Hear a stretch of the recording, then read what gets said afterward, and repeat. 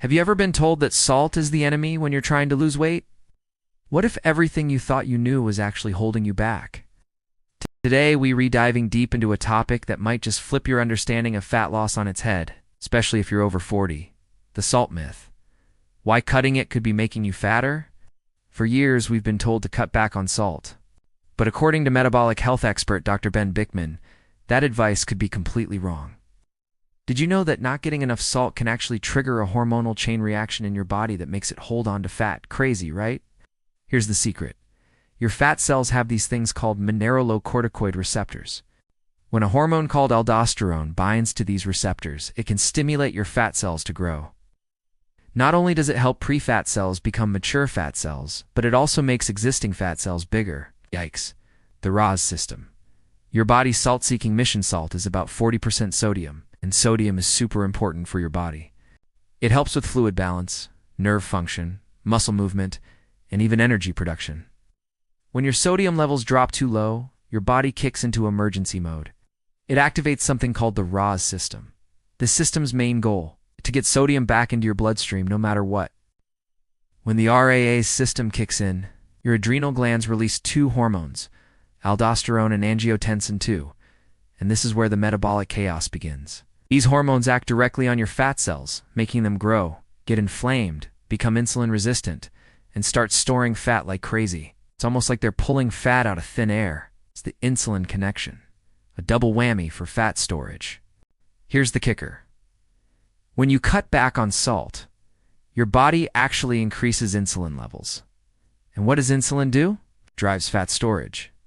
So you end up in a strange situation, trying to be healthier by avoiding salt, but your body shifts into fat storing mode instead.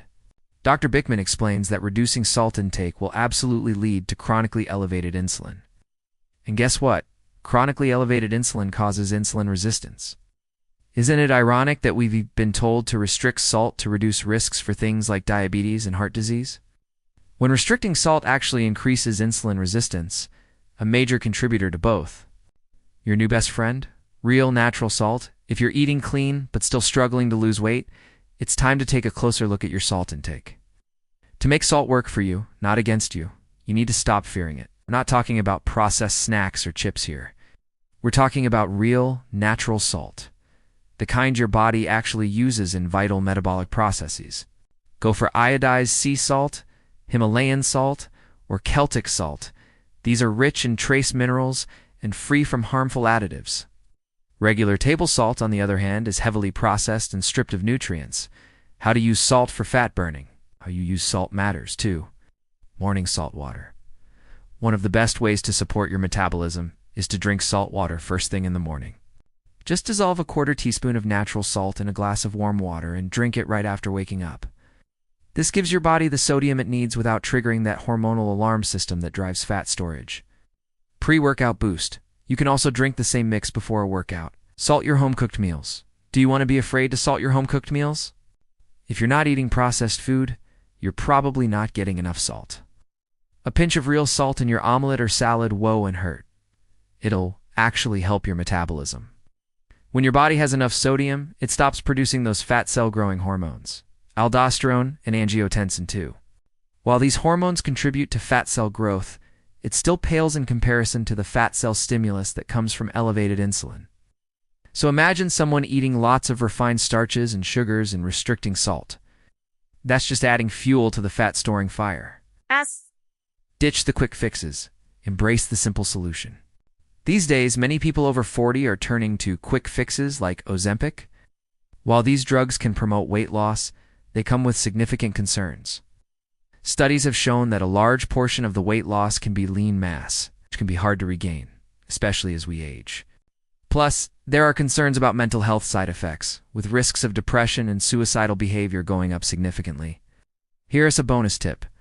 Salt is one of the easiest metabolic tools you can use, and unlike many others, it comes without side effects. The takeaway. Rethink your relationship with salt. There you have it.